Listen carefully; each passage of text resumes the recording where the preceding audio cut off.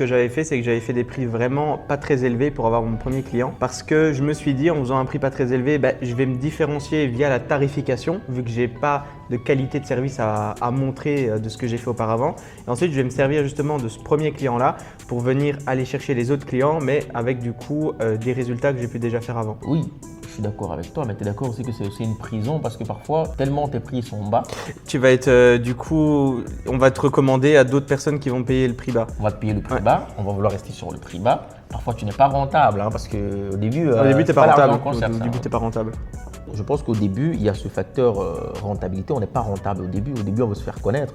On veut parler de son produit. On veut exister parce que tu n'existes même pas. Il n'y a personne Personne qui te connaît. Et au pire, c'est au début, parfois, tu n'as pas encore, je dirais, la qualification exacte. C'est-à-dire que tu n'as pas encore atteint ton prime. Donc, forcément, ce que tu proposes, ce n'est pas la meilleure des qualités. Tu peux être bon dans le domaine, tu peux être technique, tu peux avoir de l'expérience. Mais tu dois encore apprendre Mais tu dois au fur et à mesure apprendre des clients. Au fur et à mesure des clients. Et ça, au début, beaucoup sur les réseaux, ils vous disent des conneries, mais tu n'es pas prêt à dire ouais, je suis rentable dès le premier truc. Non.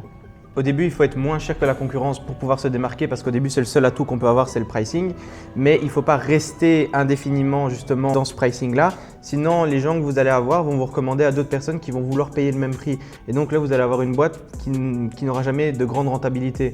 Donc à un moment donné, quand vous avez peut-être 10, 12 clients, il faut casser ça et augmenter vos tarifs. Vous allez peut-être perdre 2, 3 clients, mais sur le reste des clients, vous allez avoir une plus grande rentabilité. Et après, au moins, vous allez développer une qualité plus sérieuse, une offre plus premium parce que aussi, au fur et à mesure des 10 clients, vous allez vous améliorer aussi en termes de votre propre prestation, quoi.